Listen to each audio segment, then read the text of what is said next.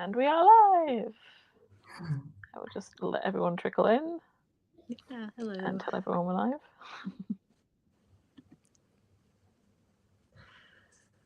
How are you doing, Louise? I'm good, thank you. I feel like I've done the whole Grand Prix series, as in skated in it. It's been a bit of a marathon, but it's been fantastic to be able to work on it from start to finish. We saw each other, didn't we, at Skate America and Allen in Texas, and then bounced along through each of them. So 10 days at home and then Grand Prix final. So very exciting. Yeah, no, that's great. Will you go in person to the Grand Prix final, or? I will not, no, unfortunately. But there's something, it's very useful to go, and it's very also equally as useful in a different sense to be working from a studio. So they both have pros and cons. Yeah. For sure. Hi, everyone. Hi, Laura and Daniel. But yeah, I guess if everyone's... Yeah, this was the hardest time zone for me somehow. I felt like even, I don't know why Japan was slightly easier than this, but I definitely did not watch it all live. The only thing I really managed to watch live was the pairs, and even then it was like on a slight delay because it was early. Yeah, I think I had like an hour and a half sleep, and then it was like straight in on Friday morning here as it was. But yeah, I think you're right. I think maybe it being the last one as well, it just felt like a brick in the face a little bit, but it was definitely worth the effort. Yeah, it's the NHK is always the worst for me because that one like starts at like 3-4 a.m. I'm like, I'll watch a little bit at the beginning and now I'm leaving. I'm going to bed now. Like this one, I'm just like, I'm not going to get much sleep, but I will get up for it. Dance started at 1:30 a.m. for me. Yeah. And then like everything went from there. So it's like if I got up early enough to watch, I tried to get up early enough to watch men, and several times was like, there was a pop at the beginning of a program and I was like, am I really awake? No, I'm going to watch this later. And so I was just like, it's one thing to be up, at 5:30 or 6 in the morning to watch skating. Yeah. It's another thing to be up at 5:30 or 6 to watch skating. Wow. That is when the men are menning. And so I really, yeah, exactly. Yeah. Yeah, agreed, Laura. NHK is the worst from a Central European perspective. Yeah. I kind of wished it had been like Finlandia last, and then I could have like had a little bit less stress because I was trying to do Grand Prix final math as everyone is like in their final groups. I'm like, oh my god, I have to add this up, and how many points I got here, and I'm like, oh my god, this is so much stress. I actually find it tricky balancing your coffee intake because you need it, but then if you have that one too many, you can't stop talking. So nobody wants that. There's an optimum level. So we'll start with the ice dance. I'm going in the order of the events. In gold, we have Charlene Grenard and Marco Fabry. In silver, we have Marjorie Lajoie and Zachary Lager. And in bronze, we have Christina Carrera and Anthony Ponomarenko. Yeah. I just watched, so I watched some of this earlier, and then I went back and I just watched again the Italians. And because I was trying to think, was I feeling grumpy and about this program because I just watched it after a bunch of people's that I thought were more dramatic and more interesting from a storytelling perspective. So I'm like, I'm just going to try to watch this on its own and try to give it like my full attention. And I'm still not a fan of it. And I love this team, and I'm just this program is just not doing it for me. It's in the uncanny valley now between weird and good, and it's in neither. Yeah, I really kind of hoped maybe they would go back to an old program after what happened in France. They turned up and then came with new outfits, and I was like, well, at least you've changed something. But I think they're trying too hard to be what the powers that be in charge of ice dance want ice dance to be, rather than being themselves. And that's my opinion of where it's got to at this point. Like, a gimmicky kind of program works fine for Chalk and Bates because they like that's what they're kind of known on at this point. It's like they'll come up with a theme and they'll stick with that theme, and then they'll do a kind of similar idea the next year. I think people thought it was like kind of fun when they were doing this as an exhibition, and then when they bring it as an actual freelance, it's like this. It's almost too much of a gimmick. It becomes too cheesy. That's basically where I'm at. So I'm with you, and I love them. I love them on a personal level, actually, because they were competing when we were competing. So it's very, it's always great to see them out there. I mean, good on them for still going. I'm tired just watching them. But I struggled this time. The first time round, I didn't dislike the program when I saw it in France. I thought it was unfortunate with the fall. I think my reaction to the costumes were, oh, wow. Like only so many people could wear those costumes and look great in them. When I saw them before they even started, I thought, okay, I understand why you may have changed costume. Maybe they were a little bit out there, but I kind of felt that the previous costumes were better with the program in a sense because it is very abstract. And what I don't think helped is as much as I like them and I appreciate the skating skills and the team, I think Marjorie and Zachary they hit me so hard in the heart, and I wasn't expecting it. Because their rhythm dance is fine, it's good. But I was just like, wow. And Zachary in particular, I could not keep my eyes off him. So then when Charlene and Marco came out, I was just like, oh, that was good. And it just didn't hit me. And the thing is that they do emotion so well. So then it made me kind of psychoanalyze the process of where they got here. And I'm like, maybe they're saving the emotional one for Olympic year. Yeah. So that they've done emotion and tried to be diverse, because they do that side so well. And I do like the rhythm dance. I thought they were hands down the best in the rhythm dance, the Italians. But I do feel like the Canadians just were so, like, I was choked that anything that followed that had to be overly emotional, otherwise I wouldn't have appreciated it. I think I want there to be a storytelling aspect to this robot program, or a concept to it. And I think it's just, it's giving me gimmick that doesn't last through the whole free dance, and I think that there could have been a version of this that fully embraces this vision of like, what does it mean to move like a robot, but like is trying to tell a story or have some kind of a message or have some kind of something with it. And I think that the lack of that, it feels very flat. And so I'm like, if you're not giving me emotion, but you're also not giving me like a narrative. Like, like there's something with it. And I think it also,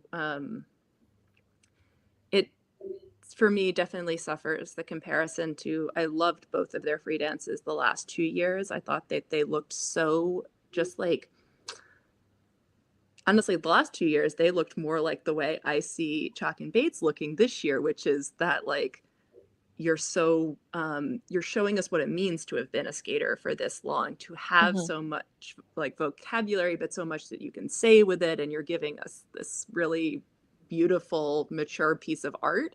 And like, that's what I want. That's what I want from them. They can do that, and they can have fun too. But like, so I also worry about them a little bit on the technical side, because they have been so long. I've always championed them as the best skaters in the field, and not always deservedly awarded for it.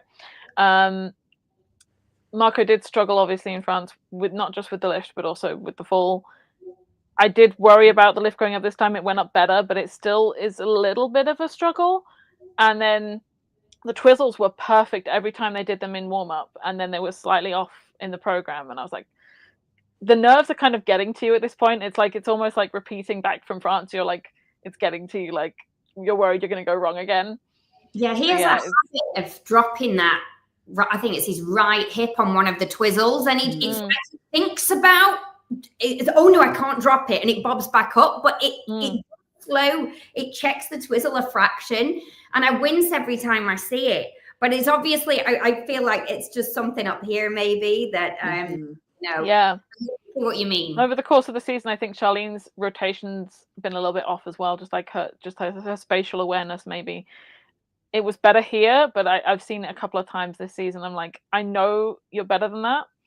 So I worry that like there's a little bit of regression going on in their technical skills. Obviously, they are like the oldest team in the field at this point, but yeah. I have to say, and just yeah. Sorry. That's fine.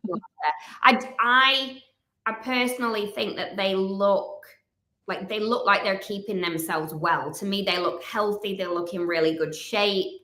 I don't think that they necessarily look old. I mean, they don't look teenagers necessarily, but you know what I mean? I feel like they're still holding their own out there.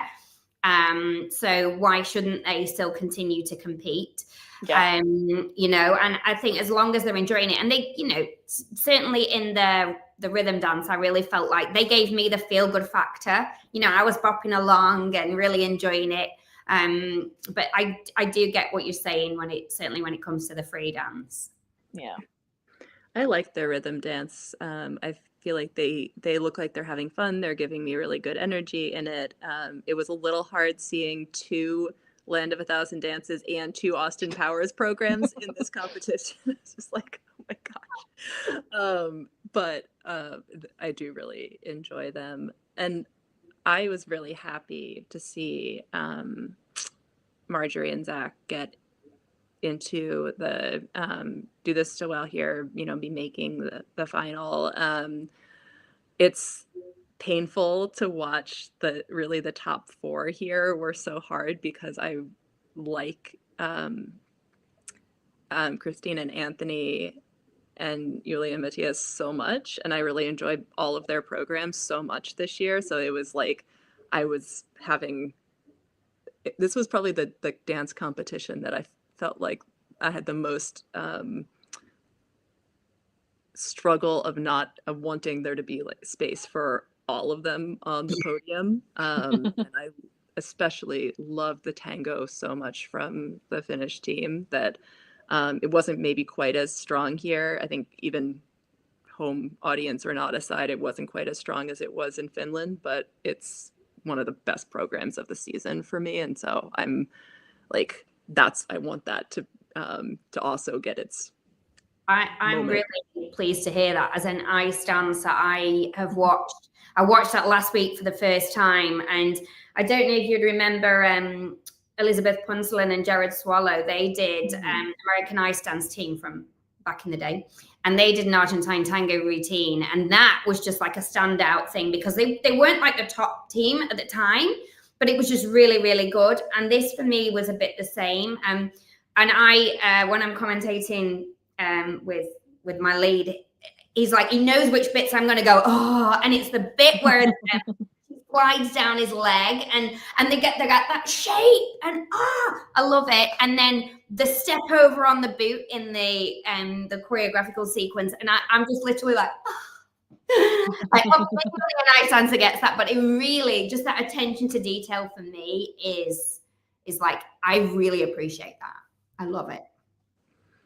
Yeah, it gives me this both the overall image of the program and then so many details that I can just sink into and enjoy watching. And like I was like, oh, when is that lift coming up? I was like, you know, and this time expecting it, I was then looking more at like what she was doing with the slide and seeing some of the details of it. And so it's a program that for me it feels like it stands up to that kind of like, I just want to go watch it again because it gives me so much to look at.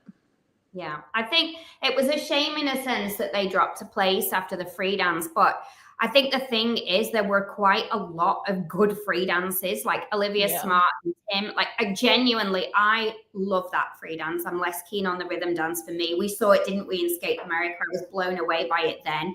And I really think it shows that their cohesion has improved and how they skate together so well. Yeah. They've got the lines. I mean, Olivia's core stability is just enviable, you know, and the detail, all the lifts, everything is choreographed so well, so that you just know what's going on the whole way through. Maybe that's what we're talking about as well, you know, like everything just screams that style, you know, June. And so, you know, I really don't think, like, they were just so good. So I think, like, the Finnish team dropping doesn't mean they weren't good. It's just there were some good performances, you know, like really good free dances out there. Yeah, and it feels like we're starting to get to that point where some of these programs that we were like, okay, I think this is a good concept. Is this going to come together? Are starting to really gel, and that's like that's how I felt about the Dune program, and I'm really excited. I feel like it keeps growing. I feel that way about Marjorie and Zach also, where I liked it better, their Sound of Silence better here than I did in Skate Canada, and I also actually really felt like the rhythm dance for Olivia and Tim is improving, and I was like, this is gonna be good, but I wasn't quite with it the first time that I saw it. And I think they're getting that kind of wildness of the Janis Joplin, but in a way that's like not chaotic. It's like it feels like that all of that power that Olivia has is starting to sort of like hone in on that character and that program. So it's growing on me as the season goes. And I think that Tim's costume has also been improving over the course of the different versions of that he's had. I'm very impressed with their synchronicity now. They were a little bit off in the first season together. They hadn't quite got the rhythm of how each other skates like the first season they were together, but it's gelled so well now that they just look like a really cohesive team that's been skating together for years rather than just a year and a bit or whatever. I think they've improved a lot. I feel a little bit like, perhaps because of, in particular, Olivia's experience, not to take anything away from Tim, perhaps we all kind of expected a little bit more, but in reality, it takes years to gel. So where we're at now, like, I think they've done remarkably well to look as together as they, like, particularly, I'm going to scream about the free dance probably most.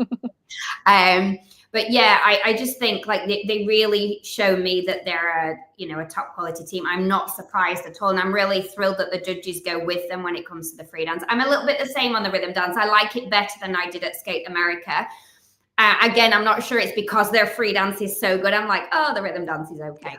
It's actually pretty good. But because I love that so much, I think there's more to evolve in the rhythm dance yet. I just want to give a little extra credit to Olivia and also to Hannah Lim and a few other people who chose to actually wear like flared pants with their rhythm dance this year, because I think that's like a brave choice to do something that's not the typical silhouette and to have like flares over your skates, but they're making it work and it feels like good authenticity of like they're in their costuming. So I want to give them credit for not sort of just going with maybe the easier road. So that was actually me last week when Hannah Lim in the rhythm dance, I actually made that comment. I was like, do you know what? I am terrified looking at her trousers. I love them, but to me, my toe rate would be they'd have been within the first 20 seconds, I'd have been down. I mean, that's just me. But I mean, again, like you say, hats off, because that's no mean feat. And it's takes guts to do that, to have that confidence. Got a comment here. Thoughts and opinions about the kiss in Kirill Ponomarenko's free dance, and was it deliberate to choose a lipstick that smudges so easily? I like it. I like the drama that it brings. I mean, as far as we're aware, they are not together off the ice, so it's completely performative in the program, and I think it works for a program like Carmen. It's like really playing up the storyline and stuff. So I think it's dramatic and fun. Yeah, I didn't mind it. I just found it just was a little bit awkward seeing the lipstick. And I don't mean that to them at all. I just mean, if I was there, I'd be like, do anything about it, So but I can recommend a good lipstick if she needs to know that doesn't move. I did think it was funny that Madison Hubble, like, they got off the ice and they were like, can you not find a lipstick that doesn't smudge so easily in this year? I was like, well, maybe they don't want to. Maybe they want to make a drama out of it. Yeah. I mean, I feel like that is the part of it that, like, I'm like, kiss or not kiss, whatever, that's fine. That's just part of the, like, you know, getting, like, you're going to act and get that close anyway. It's the up against the boards is the part that's, like, really sort of the, like, oh, wow, you're really going for it. But I feel like the smudge is what makes it be the storytelling even more so than the kiss, because then you're like, oh, he's like, you know, it's like what's happened after kind of part of the storytelling that they're like, they are messed up a little bit from like perfection of it. So I get where it's going.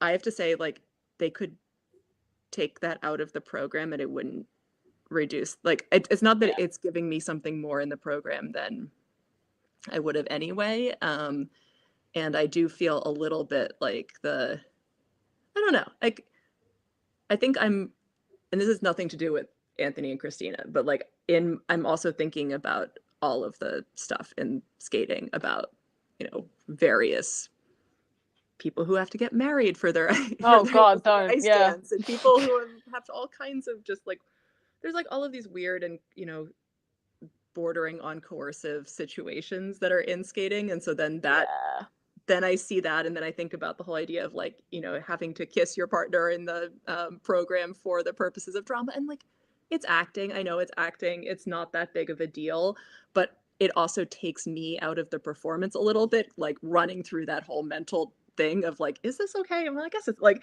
that takes me out of the performance. And so like, I know that I don't, I would probably prefer it if they didn't, but that's not me saying they shouldn't. It's just like, that's where I'm at as a viewer right now. I think if the judges didn't like it, they'd probably tell them to take it out, and they would. Yeah. So the other thing is that's what we're talking about. We've not discussed their skating. We've not discussed their program. We've not discussed their costume. We're talking about the lipstick and the kiss and I don't think that's what they necessarily want. You know. So I think maybe that's just the point to make. I mean, for me, it stays or it goes. It doesn't change anything for me in regards to how they skate or how I feel about the performance. But at the same time, you want people to be talking about your skating, really, I think, than that moment. So, but it was a specific. I do love their programs otherwise, even without like the over dramatic performance aspect of it. But yeah, I do think it's a good interpretation of Carmen. Yeah. Yeah, I'm enjoying both of their programs a lot this year. They have maybe one of the most like solid 2 programs, I think, that they feel like they made really good choices for both of them. And in both of them, they are kind of showing us that they can do something that feels sexy and feels like that they can really inhabit that, and that's that's helping them have that niche as a team. So like, I totally see what they're going for, and I think it's working. But yeah, so anyway, it's okay. It's okay. But they can take it out of me. Yeah, I think it's going to be a really interesting battle for these. Like, we've got sort of this like, okay, top 3, top 4 question, but in some ways I feel like what's the most interesting part about ice dance right now is it's like the next 6 or 8 teams below that. That's very interesting. Most exciting to see Diana and Gleb finishing in 8th here when they actually beat Olivia and Tim at Nepola, like, say a month ago. Yeah, like that's a huge discrepancy of placement and score on the Grand Prix compared to a challenger. So yeah, interesting going into Europeans. Yeah, I find that a hard one to comment a lot about, because I personally, if we just watch skating, I don't, even if the place had have been right, or it is right, I found that there was quite a big it just felt like they were dropped. And I personally, she she didn't do a great job on the second twizzle, I don't think. She fell off Yeah. it, the rhythm dance. But I was like, but really? So, I mean, you know what? It's very competitive out there, and there are some really, really good couples. But I feel like they were, like, for me, in the mix with, you know, that middle bunch, but yet they were sort of placed outside of the mix, if that makes sense. So I think with their move to the Ice Academy of Montreal, it takes a while for teams to rework either technique or, you know, style of what they're doing. I think they've got noticeably slower since they've gone there. I don't know if that's in progress of trying to make their skating cleaner, because they used to be a bit frantic. The lifts are better because there used to be occasions where he looked like he was about to drop her. And I think that's kind of gone away now. So maybe it's just that transitional year where they're working through trying to fix the problems they had before they got there.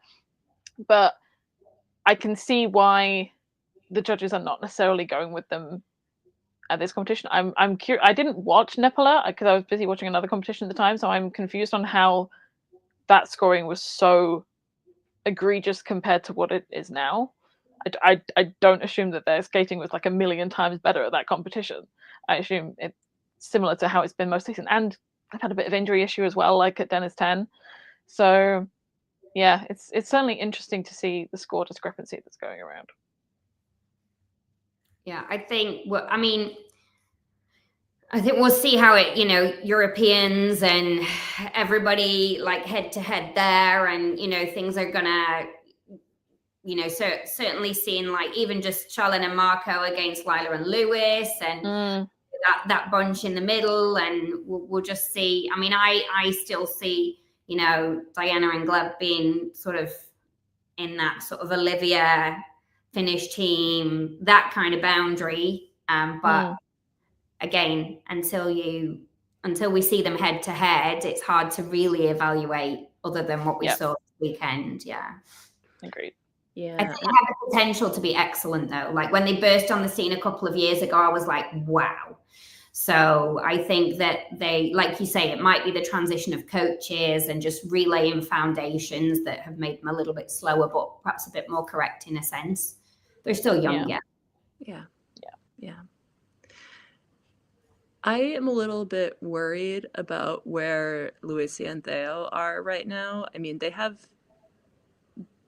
they were on such a good track with Euros and Worlds last year. It felt like they were really making a push to be up into this like second group kind of space, and it feels like this season they've really been dropping down, and sometimes they're slow starts, but I just feel like these programs are not giving them much to stand out with, and so they're one of the teams that I've enjoyed the most, and so I'm sort of, you know, I'm a little disappointed to see what it feels like they're stagnating a bit at this point, and for whatever combination of factors may be involved there. But I hope that they can figure out how to shift something, because it seems a shame that they're dropping a bit back. Yeah, they do. It feels...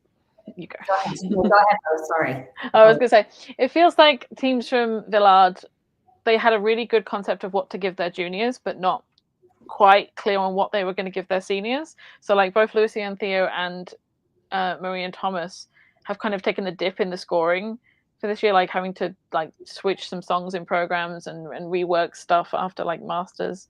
It just feels like they were a little bit less clear on how to get good points in the rhythm dance, how to make it necessarily like a show-stopping free dance this year, and it's just kind of made them get lost in the field a little bit. Yeah, I don't love either of their programs really. I actually really like them, and I think they do different and contemporary really well. I mean, Karine's always done different. You know, even when I was competing, it was Zoe Blanc and Pierre Bouquet, but they always did different, and I actually love that about them. Really appreciate it. I don't know. I can't really get into either of their programs, like the rhythm dance or the the free dance, but it's not that I don't appreciate their skating skills, but I just don't think they necessarily show them off terribly well. They pitch forwards a little bit at the waist, and I find that particularly in the free dance, that the choreography accentuated that for me. So I didn't feel, and they actually have good skating skills, but I didn't feel like it was allowing them to just get under themselves powerful. So so yeah, I think I can't quite put my finger on it as a global thing, but there's something a bit off that doesn't show them as well as we have seen, like last season, for example. Yeah, and I think they like to skate fast and lots of stuff in there. But I think that partly what worked with their free dance last year is that they had the Claire de Lune part, and it let them kind of breathe and expand, and they looked more senior because they weren't quite so everything all at once. And so that could help, but I'm still a little sad that last year they had a Rasputin rhythm dance that they then realized was actually in the 70s, and they had to drop it. And then when I heard this year that there's a French team doing Rasputin, I was like, oh great, they came back. No. Nope. And so I love Le Brave Brosseau's Rasputin, but I'm still slightly mourning that we could have had what would have been Louis and Theo's Rasputin, which I think could have been really fun. And I went I like that they're taking odd and different choices. I just don't actually like this music that they're using, and I'm not sure that it's giving them a lot to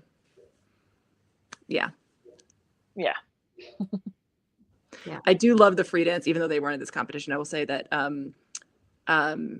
Jupayaj Nabai have one of my absolute favorite free dances of this season. I love their Benjamin Clementine program. I think it's so good. So in terms of all of the different teams, they're not maybe as technically going to push to the same level, but it's one of the programs that I will go back and watch again, I think. So yeah, it's really grown on me. I'm just aware of the fact that the judges don't particularly like it. That's what they should put in. I was sorry, as I just was saying that, I had suddenly had the thought that that's what they really should put into the Rasputin program, since they took out those Russians, and now it's those dancers. I'm so sad about that. Those judges. Yes, I agree. I'm so sad they've changed the those Russians part. Like that the judges made them change that. It works. Like Evgeny is Russian. I know. I saw people were saying that it was like taking them out of it because it was making them think about politics and making them think about others. Which, like, I get. Like, I don't want to. It's a Rasputin program world either, but it is. So anyway, sorry. Now we're talking about multiple teams that were not even. Yes, but so we should probably move on to the next group. Mm-hmm. All right, so for the women, we had Amber Glenn winning gold, Monet Chiba for silver, and Cheon Kim for the bronze. I'm so happy for Amber. Like, I was like worried going into this competition. I was like, please, just get through, to the final, please. I know. I'm so happy for her having a clean free skate, and even in some ways even more so having the fact that she was able to really keep this together through 2 programs and be on this trajectory. Like, I'm really proud of the fact that she's able to do, even when she has a little bit of a mistake, she has the confidence that she's able to keep going through those mistakes. And that's like, the last loop in her free skate was like on a weird axis, and she still landed it with so much confidence. And I was like, okay, that is the Amber that is going to keep winning things this year. I actually think she's a really important presence in the sport right now as well. I think she's just a really great role model, and that shouldn't mean that you win if you don't deliver the goods, but for her to skate the way she is doing, I find it so inspiring that she's doing what she's doing, and that she loved the sport so much to find herself and keep going, because, you know, when you have your downs, it's you have a choice. You walk away or you face your demons and your fears and you keep going. And so I literally, it's her and Kevin Amos as well. I'm literally, it's like a white knuckle ride for me. I'm grabbing onto my desk, willing them to skate well. And it's not a favoritism thing. I just feel emotionally invested in their journey. So I'm really thrilled to see her doing so well. So, and skating aside, I thought she was great. So sorry, not skating, emotional side. Her skating has much improved. Like, I can't imagine her doing a double axel anymore. Yeah. It's triple axel. And if she had to do a double, I don't know what it would look like. Like, she's just so solid. You don't expect her not to land it. It was so good. I am so impressed with just the consistency and the quality of everything that she's putting out right now. And I know that she said that she wanted to show that you could be someone who's queer with mental health challenges and be able to do what she's done. And I think that her being able to say that is in so many ways is just incredibly powerful. And that's it's not that she has to win for things for her to still be a powerful role model in doing everything that she's doing, but it's just it's so wonderful to have her in this role in the sport and hopefully drawing more attention to everything that she's talking. I mean, it's one of those things where it's like, if she, the more she does well competitively, that also helps everything that she's talking about to have a platform, within and outside of the sport even. So like when I think about like the stories that are going to be told, in the various media going into the Olympic season, I don't want there to be a pressure situation, but I just think that she's going to have such a amazing platform and to bring who she is to the world outside of skating as well. Yeah, she's an incredible lesson in perseverance. Like, everyone's known she's had this potential for years and it's just never quite got there. And she's somebody who got a triple axel later than most people did, and she's worked at it, and it's an incredibly reliable jump now. And it was just a case of getting a full program under her belt, and she made a little mistake in the short program and came back and did a completely amazing free skate. So just like every competition, she just seems to get stronger and stronger. Yeah, I think there's a lot to be said about just being yourself and who you are, even in competitive sport. And I know I said about Kevin as well, but I feel like Kevin Amos is just a little bit the same. He's just like, okay, I'm not going to pretend to be anybody else, and look what it does to them and their confidence and their self-belief. And I think that, along with everything else that they're doing, winning or not, is just showing that it brings out the best in you on every level. So absolutely. Yeah, it makes me very happy. And I was thinking as I was watching this that that I am so thrilled with this Grand Prix final for the women. I can't remember the last time when I'm like, I genuinely love the skating of all 6 who are in the final, and also it's going to be super competitively interesting. And so just like, I'm thrilled for what we're going to get to see there. Yeah, definitely. I love the jokes about it being Japanese nationals plus amber. But it's not like, even though 5 of the women are from Japan, they all have extremely different programs, different interpretations. Like, it's going to be a really interesting field to watch. Yeah, lots of different strengths in that group, and everyone's been pretty good this season, but nobody's been perfect, unbeatable. It's going to be really interesting. I thought Monet looked great here. Funny fall in the step aside. But she looked so strong. Everything looked like, she could just go out and do 100 triples in a row and land every one. Yeah, she's just you know, for somebody who's not particularly tall, she's very clean on her elevation and her landing as well. You know, when I'm looking for my hooks or my squiggles when they land, and for the most part, I mean, they can all be a little bit susceptible to it, but for the most part, she's very clean, and she's just lovely to watch as well. You know, she just gives you that really like, she's just delightful. I find her overall expression and interpretation and all of those things are just makes for a very pleasing performance. Even if things do go wrong, you know, she's just delightful, I think.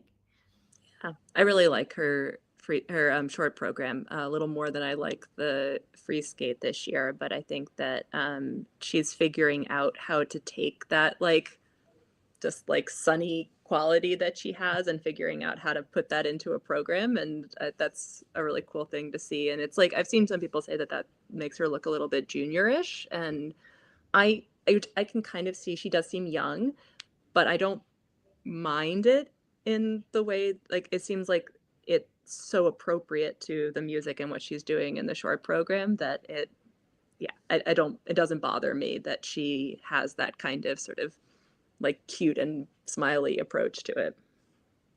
I think you're right. I think it works with that program in particular, but it doesn't bother me in the free program either, honestly. I just think that's her character and personality, and it comes across. We don't always need drama, do we, all the time? Yeah. And you know, it's nice to see somebody smile and you want to smile with them. Yeah. I saw the question, Laura's comment about Rian, and I agree. Yeah. She's, I think, you know, in my mind, she is, you know, equally in this mix. Like, it wasn't as strong here, but I think that she's, you know, I could easily see her being on a podium at Japanese nationals, despite, you know, not being one of the 5 who make the final here. She has her own unique style and a really lovely combination of the technical side and the expression. Yeah, agreed. Yeah, I think maybe in places because I mean, let's be honest, how do you split up the Japanese girls at present? It's really hard. I think her overall impression sometimes is a little bit less mature even than Monet, a little bit. I don't know exactly why I feel like that, but just sometimes the extension's not perhaps at the max and things like that. But I really feel like I would not like to judge Japanese nationals. Like, I will watch from the sidelines and just analyze the PDFs. I will tell the judges. Yeah, it's too hard. Yeah, the number of spots there it's painful. I also thought that it was good to see Cheon do better here. I feel like she's another one of those skaters that I'm like, I keep thinking she's really, really good. I enjoy watching her skating.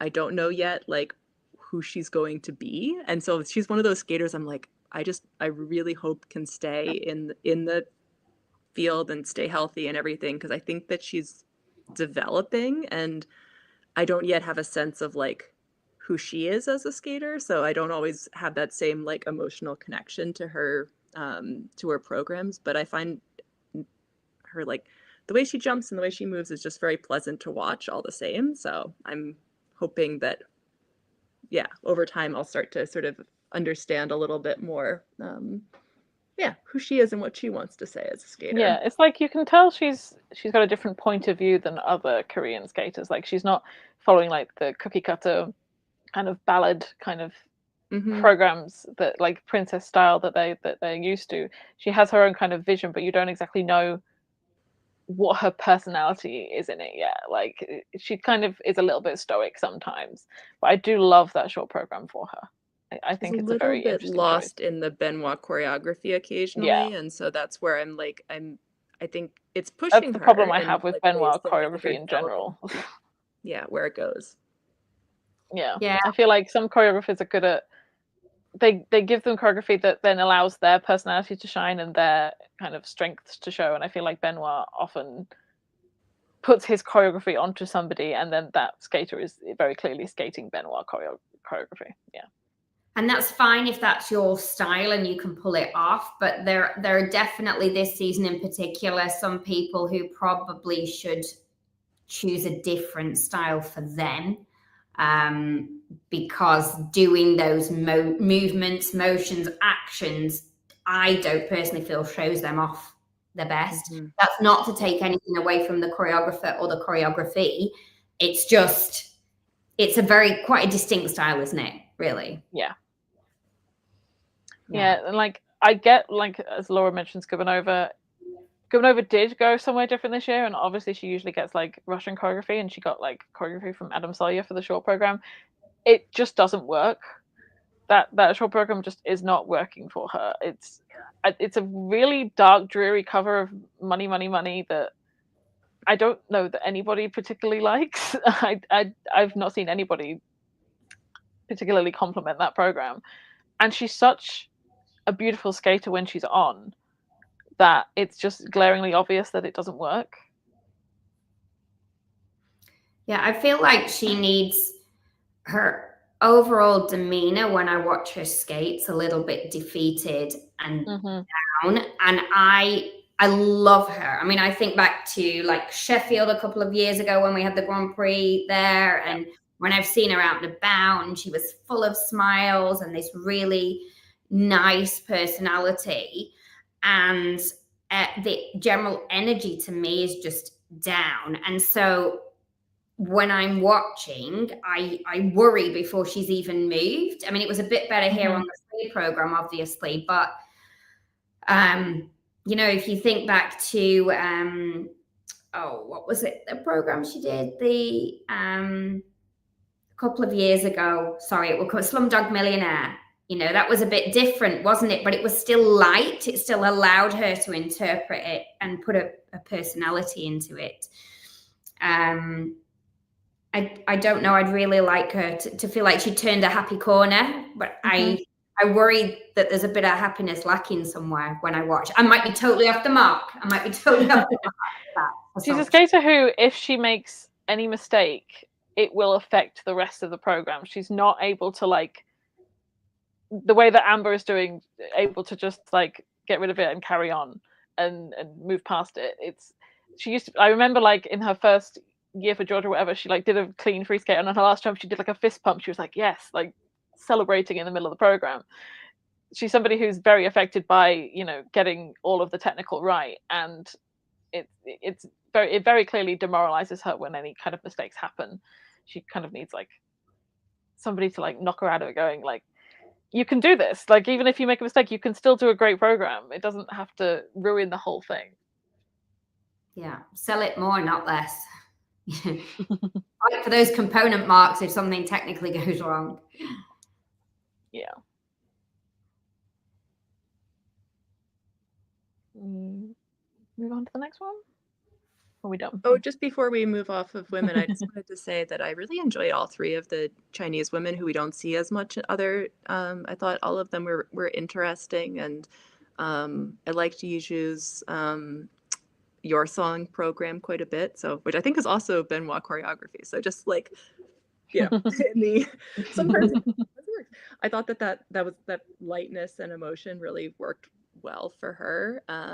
So yeah, I'm, you know, whoever kind of emerges into for Four Continents or Worlds, I'm like, okay, I'm looking forward to seeing more of these skaters, and I hope we keep seeing. I feel like it's been a while that we haven't seen the Chinese skaters as much in international competition, and so I'm hoping that we will continue to see them, you know, and keep showing up at challengers and other stuff in the future, as well as the Grand Prix and the championships, because I think they all have nice personalities that come through in different styles and stuff. And I felt the way about the Chinese men as well. So I felt like it was very pleasant to see them. I think Daniel's asking if anybody has their minimums, and I have not looked at that yet. It didn't at the beginning of this season. I don't know if they've got them yet. I was very impressed to see Yizu put the triple in the short program here. I don't think she's done that in quite a while. I don't know if it was rotated. But yeah, I'd have to check skating scores to see if any of them have done Jing Yi-an has the world minimums according to skating. Okay, so she probably got that at Asian Open Trophy because she had a really good score there. Yeah. I think she was like 180.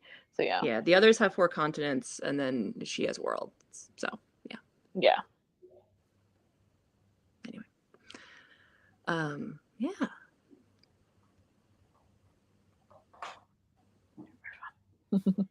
We can move on. Okay, so for the men, in gold we have Shun Sato, in silver we have Mikhail Shadorov, and in bronze we have Adam Xiaohim-Fa. So chaotic. But so much fun. I'm just gonna start off with I'm really happy for Shun to be winning here. I feel like I've said this every time that he's been in competition recently, but I really enjoy him, and I really feel like he's been a little bit because there are other strong skaters, he's been a little under the radar, and so I like for him to kind of that sort of move into a little bit more of a starring role sometimes this season, even though I think he is still not as strong as as Yuma, of course, or as Kao at his best, but but I'm just like, I'm glad that we'll see him in the final as well, and I feel like he just keeps improving through these programs. Yeah, I'm eagerly awaiting for the day he finally gets 100 in the short program. He's so close every time, it's just not quite there yet. If he hadn't got a level 2 on the step sequence, he probably would have got it. But I think it really helps his confidence to like finally win the Grand Prix and like not be like 2nd or 3rd or 4th or whatever, and like head into the final with that win. I think it gives him more confidence. Yeah, I was super impressed by him. I just thought I think that really hard thing about some of these guys is it was a little bit like Kageyama as well. It's like you can't imagine them go wrong, right? You just can't imagine them go wrong. And then these like freak things just happen. It's been happening all the way through the Grand Prix season, hasn't it, this year? Yeah. But yeah, there's some like was so impressed by Shun, particularly in the short program. Yeah. I was kind of praying for Shadorov to win here. I do think he was undermarked at his first Grand Prix, and if that hadn't have happened, he may have had a shot at making the final, even if he hadn't have won here. It would have been nice. I think from my statistics, Kazakhstan's never won a gold on the Grand Prix. I think they've only won silver and bronze.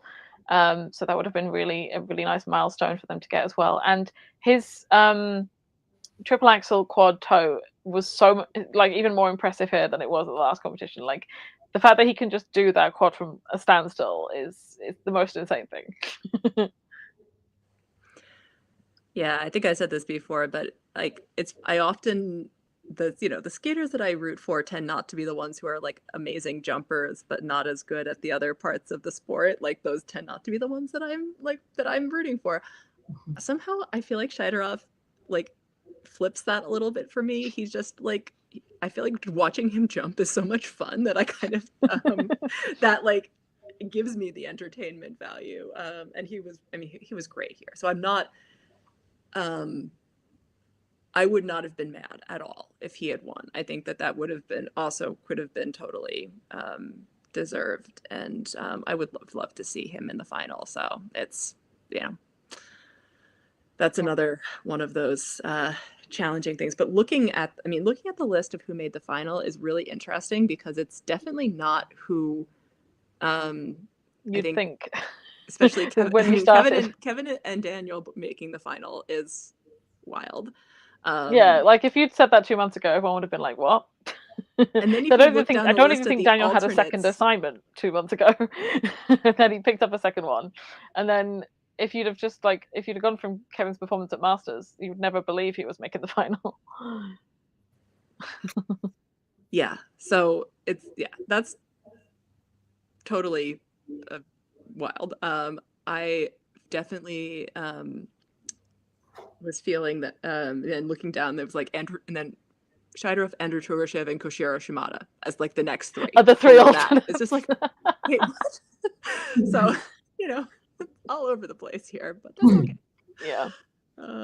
Yeah. So that just shows how badly the NHK free skate went for Kawamura, because you would have thought he would have been a lock for the final, like going into this Grand Prix. Yeah,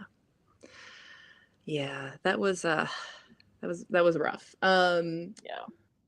I do hope that Adam makes a good choice when it comes to his injury, because I think that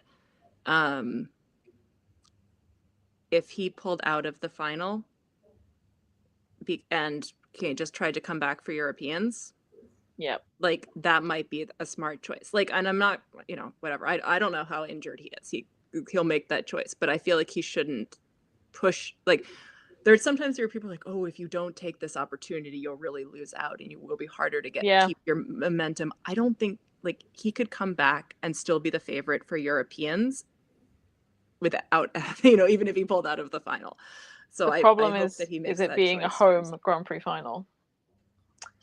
And there's probably going to be an element, I would imagine there'd be an element of pressure from the federation of, this is a home Grand Prix final. We're selling tickets for people to see you. Yeah. And honestly, at that point, you've got to make the best choice for yourself. Like, the best thing that Yuma could have done was take that time off to heal his injuries. Because if, like, we've seen what happened with Rika continuing to try and push herself and not taking enough time off. And I don't know if she's ever going to make a comeback at this point, but obviously she still wants to. We are less than a year and a half out from the Olympics. You need to consider the future of your career, not the now of your career. Yeah, I can imagine that French camp being under a lot of pressure, but potentially in more ways than one. To put out a bad performance even at home against Kevin, who seems to have got this like superhuman momentum going on, etc. And there are some other good French guys there as well. There's nationals coming up, and he has this innate ability, doesn't he, to pull himself back from a bad short program. But if you're injured, can you manage that? And he didn't quite manage to do that here, did he? He wasn't as far behind on the short program. So yeah, only he and his team know how injured he actually is, or whether it's a bit of a twinge, and lost a bit of momentum. Therefore, it's becoming a reason. I don't know, but if it's a serious injury, then the longer you leave it, the harder it's going to be to reverse it. So let's hope they make some good choices. We'll see. Yeah, and I like the SOS program much better, and I really want him to take the backflip out of it. I don't care if it's with the lyrics. There's no reason there's a backflip in this SOS program. It doesn't make any sense, like audibly, like for the theme of the program. I don't care if it matches a lyric about the world turning upside down. Take the backflip out. Yeah, I mean, I'm still a bit undecided on the whole backflip thing personally. And I think also when you're the person that tried to get that put in and now you're injured, and I don't know if you've seen those wacky videos of him, like, I don't know, nearly breaking his neck trying new things. Himself around the ice. Like, what are we doing here, But I can appreciate the skill. I've been surrounded by people doing it a lot of time. I've done it assisted myself, but for shows. So, I get the point of it. And if he's enjoying the acro part of the sport, that's fun. But like, I just want him to be like, please wear safety equipment while you're learning. Like, yes, this is the not saying don't take risks, like, or try new things and like, whatever, it's push. I'm fine with people pushing the sport in all different kinds of directions, but I'm just like, please do not break yourself Yeah, like, by trying like a front flip in practice. Like, yeah. It's like, yeah. It's like, you know, you can try these things, but don't give yourself a concussion as well as a messed up ankle. But the knock-on effect you have is like I have students wanting to throw themselves forwards into, you know, like these 8-9-year-olds that are now like, so my ambition is to get a backflip in competition. You're like, okay, well, shall we learn how to do forward stroking first? You know, learn how to balance on one foot. Because if we can't balance on one foot, how are we going to manage to backflip and land and not break our skull? So I think we have to be really careful as to where the boundaries are set and think about those little people at home that want to be you and just the bigger picture. But I mean, I admire the skill, of course, and I love Adam, right? But I'm still angry that they just blanket legalized it and didn't say it's still illegal for juniors or whatever. I don't think juniors need to be learning and practicing that. Yeah, and this is something I was thinking about with choreo sequences, and how like, and I'm gonna go off on a slight tangent here, but I was thinking about how there's this, like, we have this part of the program now that's like, put your trick here, and then, which there's times when it's like, yes, I want your highlight moment, I want your show off your beautiful spiral, show off your like Malinen's twist, like, that's fine, but it feels like it takes the idea of like what is like a choreographic highlight and makes a choreographic highlight equal a trick. And so then when people do things that aren't the like pushing it to the maximum flexibility, maximum jumpiness of weird things, that are really like beautiful musical choreography, then it feels hard to hold those things like equal to each other. And so I don't know, and it's something I've been thinking about with the backflip and with all of the sort of integration of these more acro things. And then I was thinking about this with pairs too, where there's this tendency that all pairs do is dance lifts through their choreo sequence. And I was like, okay, but there's other kinds of choreography that you could use here. So this is a bigger question about like, you know, what rules encourage creativity or not. But I was having that feeling when I watch Adam and Ilya as well, about like, what does it mean to push yourself in your skating and not just how many ways you can twist yourself in the air. Whatever you're doing in your choreographic sequence should be in tune with the program, not just whatever your most impressive skill is. It should be within the theme and story that you're telling of the program. Yeah, agreed. And I think done well with the right musical sensitivity, it does a backflip or an athletic movement has an impact.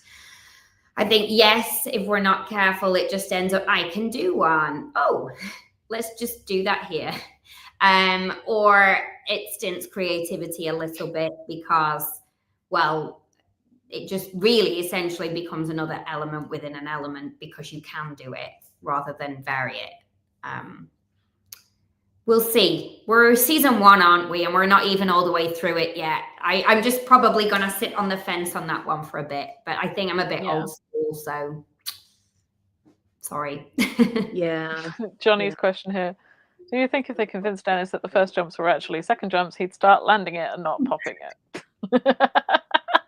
So the sheer range of emotions that I went through in the course of that free skate, maybe even in the first 10 seconds of it, when Dennis got off the ice, Stefan made this noise that was like a screech of like frustration and also happiness, and I was like, yes, that is my emotion watching Dennis do this, because he has this tendency to, he truly can do this quad. And so like, I get why he's like so determined to put it in. I still think putting it in the short program is a big mistake. But the watching him do it and then not do a third combo because he made those choices continues to frustrate me. And so my theory for him would be that he should do his triple first and then do his quad. Yeah. Because I mean, maybe he pops it, maybe at this he point, falls maybe on it's it, placement, like but... on the ice, like because obviously you're not doing them in like exactly the same way. Maybe you just need to change up the layout a little bit and just not be doing that first. I think for several reasons that's a smart idea as well, because one, if you can get a first one out the way and it's solid, then you're a bit more like, okay, right, I've got some points in the bag. Also, if the first one isn't great and you didn't get your combination, for example, you have a second opportunity to do it, so you can change up your program. But otherwise, the pressure's on, isn't it, the back half of the program, when you're like, I missed that one, I've not done this. And yeah, and one thing that has been enjoyable about Dennis this year is that he's been so solid through the rest of his program, the rest of his jumps, and his triple axels have looked very solid and confident. And so I think he has that confidence now that sort of like whatever happens in the beginning of the program, he's going to be able to make the rest of it work, which I think is that's a big step for him. And if he had popped that second one, he would have been in such a hole from just those things. So it's the risk piece that is like, take risks, but take smart risks. And it feels like this is changing your program content mid-program does not typically work out well. So. This might be an unpopular opinion as well, but I actually felt that what he does so beautifully and so well, after he popped that, it wasn't quite as sharp, it wasn't quite the same here. And I love his material this year. I just think he looks so self-assured and very just like a pro and very mature. And I really see a different quality in him this year. Not that he hasn't got a beautiful quality before, but just he has this I'm here and I'm one of them kind of impression. I'm a competitor, I'm challenging. But after that, and the program's beautiful, it didn't have the same edge to me. So I don't think he wasn't trying hard enough or anything like that. It's just it didn't give the same shine as it would have done, I don't think. Had he have just been slightly less ambitious, it felt like it was a bit yeah, for the short especially, I felt that way. Yeah, that it didn't have that exactly like the crispness that and sort of just joy that he brings to it a lot of the time. So then that hurts the rest of what he can do so well. So yeah, it doesn't. I say all of this knowing that he's going to do absolutely whatever he has in his mind to do, and he's none of his coaches, nobody's going to convince him, to do anything that he doesn't want to do. But it is a little. I think that there would be a smarter way to go about it. I was thrilled to see that he ended up first in PCS from the free skate, even though I thought the 83 was still a little low on a absolute level, but the way that he's developed, especially through speaking of choreo sequences, his choreo sequence that is so musical, and the way he's developed that over the course of the season, that it keeps getting better and better. I love that part of the program, and it was really fun to see him have that moment and get rewarded for it. Yeah. I might also like to see Matteo take the loop attempt out of the short program, just because I'm already shocked that he's got his quad loop back so quickly after surgery and healing and recovery. But it's usually coming back under rotated, or he's falling on it, or something's happening that it's not quite there yet. If he took it out and just did a safer short program and then just went for it in the free, I think he'd have an easier time. And like Dennis, not have to dig himself out of a hole that he already puts himself into in the short program. But yeah, so there's all these skaters that could have a really great Europeans if they just tweaked the layouts a little bit and played things a bit smarter. I'm afraid that I jinxed the European men here because I threw out that I wanted the podium to be Dennis, Matteo, and Nikolai. As when we were all talking about what were the different podiums that would produce different outcomes, and it was, you know, and was totally unrealistic. I was like, well, if Dennis wins, then he goes to the final, and so I was like, and you know, so here, this is my thing, and I was like, I mean, it's men, it's just as realistic as anything else. So I did feel a little sorry for Nikolai, who I felt like I jinxed a little bit by doing that too. Yeah, Nikolai did not have a great week.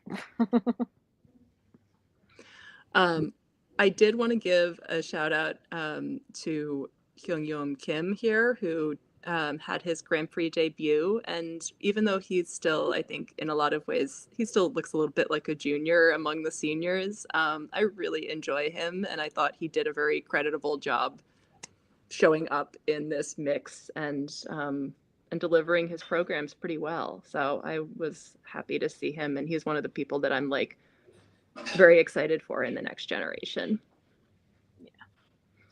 Yeah, I think there's quite a few skaters actually throughout the Grand Prix circuit that have maybe had a chance to go because it's been their home nation or whatever, that have shown really positive potential.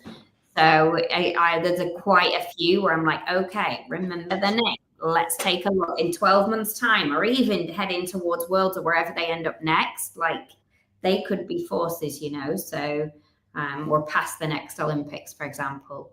So we'll see. Time will tell. And such Dai Wei Dai was great here. I thought that really they're super fast and powerful skater. I enjoyed him quite a bit as well. Yeah, and super ashamed to see Wesley have to withdraw due to like injuring himself in practice. He already had an injury in the off season, had just gotten over it, and was like on his way back, and then comes here and gets injured again. It's just not been a great season for him in terms of showing what he's capable of. Yeah. Canadian men cannot get a break. I don't even know who's going to win nationals at this point. It might be Anthony. I wouldn't be mad. No, neither would I. But he can't be sent anywhere. He's not got senior minimums for anything.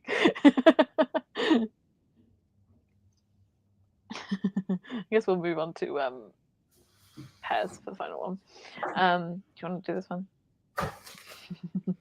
Yeah, so pairs, we have Sara Conti and Nicola Macchi as the winners, Minerva Fabienne Haas and Nikita Volodin for silver, and Leah Pereira and Trent Michaud for bronze. So this is kind of a fun little upset battle between the top two here. Just want to say I was so sorry for Minerva to be going to skate with food poisoning, and she did such a good job holding it together through everything, and I could see that she was a little bit not her best here, but so well trained to be able to still do everything that she's doing while not feeling her best. So and ironically it was Nikita who made the mistake in the short program and not her. I feel like that's the thing though, this is the thing I feel like I'm learning more, that the more I do pairs and the more I try to do side-by-side jumps especially, is that the worst thing that you can be doing is be worrying about what your partner's doing.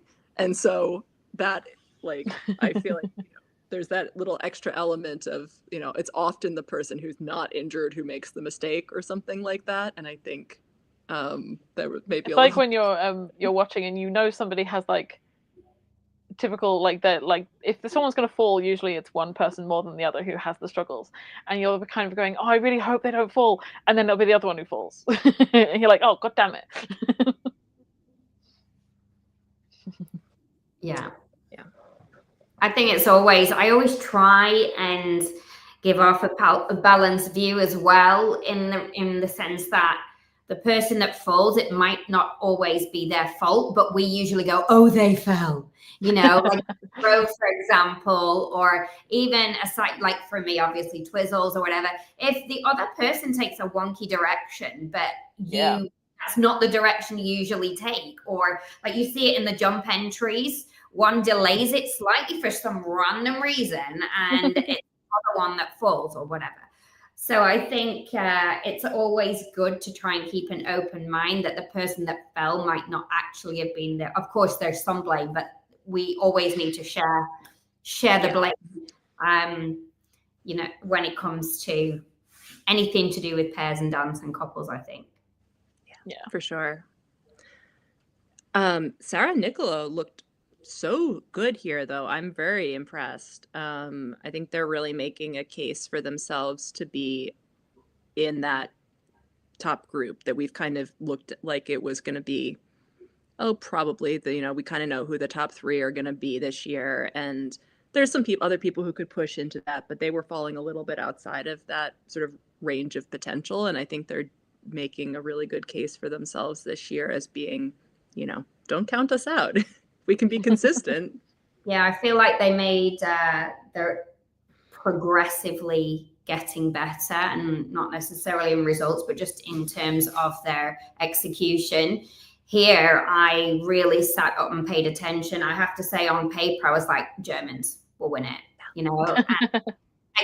And it's not, I was out in Icelab with them. I would love to see them do great. It's not that I don't love the Germans, but, it's true. But you know what? I think they held their own. I think it was right. I think they skated really well. I mean, that free program hits me, So, but that alone isn't enough, obviously. But I think by Europeans, I think we've got a battle, and I know the other Italian teams are, they're getting their base value sheets out. How can we improve this? What do we do strategically? So I think Europeans could be very exciting in the pairs in particular. Yeah, I'm so proud of Sarah and Nicola, because I have been banging my drum since Lombardia that I am so annoyed with how they are interpreting Carmen, and that they are not looking at each other enough, and they were finally looking at each other more in this program, and I'm so happy that the interpretation has stepped up to another level, because I was getting so annoyed every time I saw it. I was like, stop looking at the crowd, look at each other, you're doing Carmen, you need to have some kind of connection. Particularly Sarah was better at it. Nicola was too, but she was much better at it here, so I'm very proud of them that they've taken that step up. Yeah, and I was happy for Leah and Trent, who looked much stronger here. I think I'm still not 100% convinced with either of their programs this year, but I think they're an important developmental step for them. They're learning how to do things that are harder than what they've been doing up till this point. I do feel like it's taken away a little bit of the sort of just power and energy that they can bring. But I kind of hope that they go back to something that's more in the vein of their gladiator program in the future. But I think that what they're doing, there were some really nice moments of expression through the tango and some nice moments of choreography. And I can see how it is it's developing them and helping them to skate as a team and learn each other better. I think they definitely were a lot stronger here. I was a little bit worried about them at the first Grand Prix, because I really liked them, and I thought, everything just seemed a little bit just underbaked somehow. It was all kind of there, but nothing was very dynamic, and it was all, they looked unsure of themselves. Well, I wasn't confident, when they got in position, I got butterflies. I was like, they just gave me that vibe. But here, a lot less so. And they're a brilliant team with lots of potential. So I was very reassured to see what they produced here. And it was great to see them on the podium as well. Yeah. I was also thrilled. Yeah. The Polish couple always put a smile on my face, definitely making big strides. It's that's a team who didn't have any Grand Prix several weeks back, and now they've had 2, and they've finished 4th here. It's just incredible. They work so harmoniously together that it makes the crowd enjoy it. It makes everyone who's watching feel the programs that they're in. So it's great to see them being rewarded for that and climbing up the rankings. And they both skate with this I mean, Yulia has this amazing expressive face, but they both skate in this way that like they've got good posture. They skate with like kind of open chests in a way that is really, it just like draws you in, and makes you feel like you're with them and along with everything that they're expressing. And I think that actually both, like, Hale doesn't have the same facial expression always that she does, but I think they both have this through their carriage that's really, it's just really pleasant. And I'm so impressed by how they keep improving. Yeah, I think they're one of the teams I feel like have improved the most this season. I think perhaps being on the Grand Prix circuit, like you say, you know, getting the Grand Prix and having that exposure will have given them confidence and helped them grow rather than them being one of the rest. I now, in my head, I'm like, oh, I'm excited to see where they're going to be in 2 months' time. So I think that's great for them. If they can keep the momentum up throughout the season and leading into the Olympic season, that will be wonderful for them. Yeah. And also they're the team, I'm trying to remember back now, but I believe that they're the team that has the truly incredible like dance lift entry into their death spiral. They're basically, they're doing something that looks like what the Toshlers do with the like upside down handstand on the skate, and then that becomes the death spiral. Like I'm blown away. It's every time that I see it, it's just like so cool. Yeah, really good. It's fun to see when people are able to, you know, to try things that are pushing them like that extra, in that extra way that it's like sometimes things, you know, those difficult entries seem like, okay, this is difficulty for the sake of difficulty. But when you can do something that nobody else is doing in that way and it does really stand out, then it's extra fun. Because I think they said like they like watch dance teams and like, oh well, we want to try that. Like that's kind of like it's ambition of like, oh, that's really cool and interesting. Let's try and do that ourselves and incorporate it into our stuff rather than just we need to get our levels. Let's put this on. Exactly. What do just changing the subject slightly?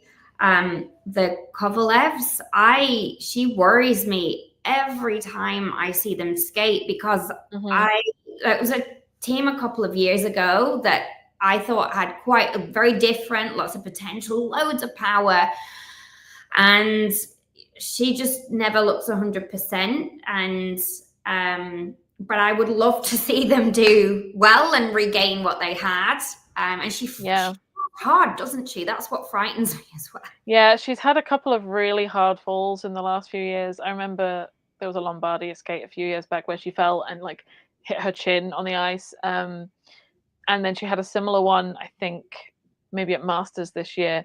And I think it then like makes her like check out when she feels like something's going wrong. You can see her kind of check out of a jump or something, because it could easily happen again. And yeah, it's a shame that it's such a hard hurdle for them to overcome. Yeah.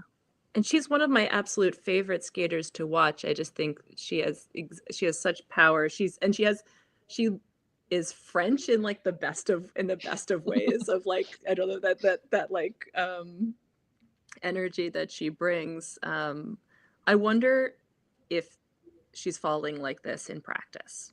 And that's the question that I would have is like, is this a situation where, you know, things are off, it's just, you know, for whether injury or something, or is this a competition situation? But yeah, I would love to see them be able to get back into the form that they were before. Agreed. Yeah, definitely.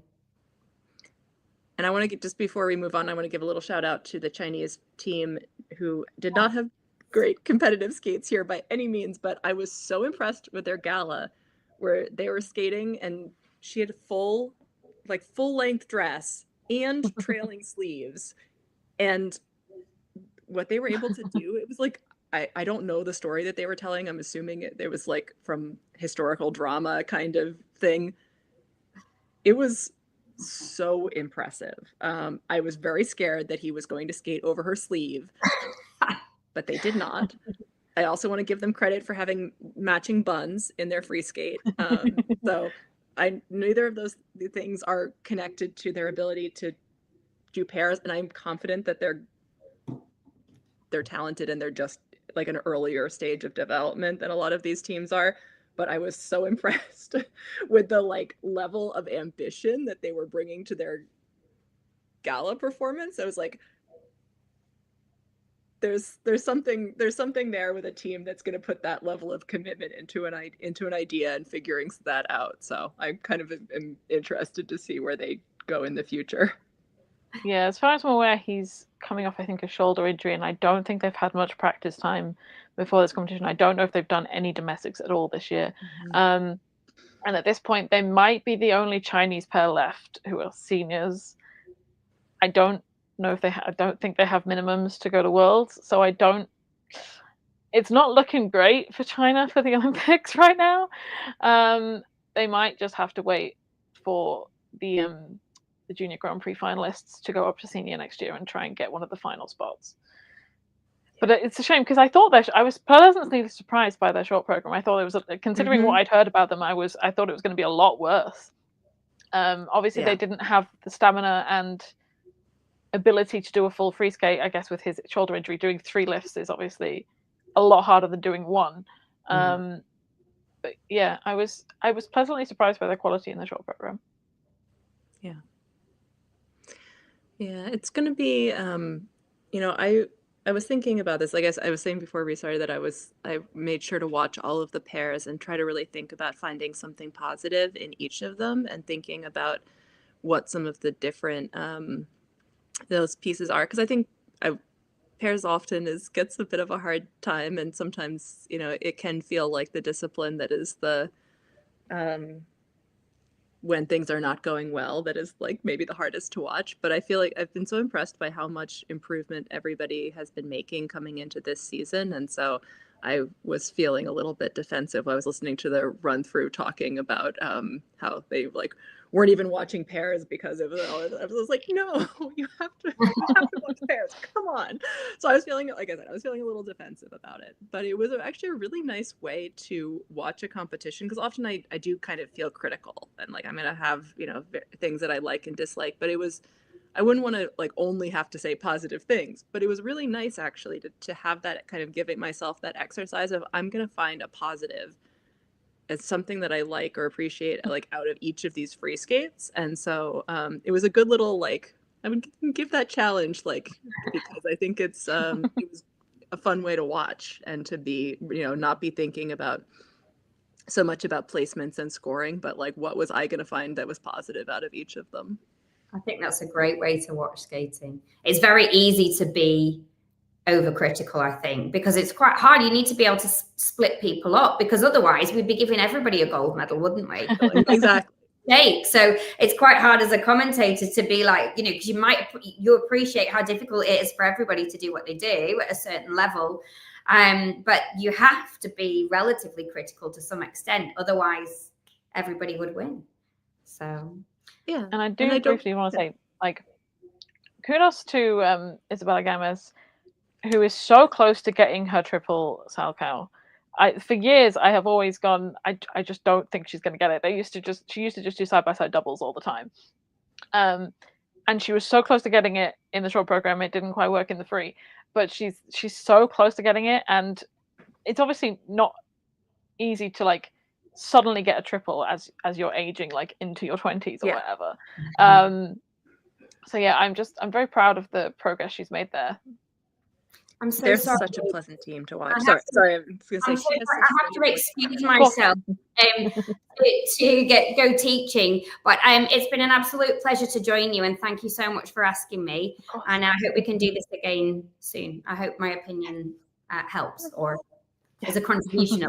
We love talking with you. Thank you so much for joining us and for all of your commentary. We'll be in touch. Enjoy the rest of the season. Yeah. We'll be winding up soon anyway, because I have to go and get dinner ordered.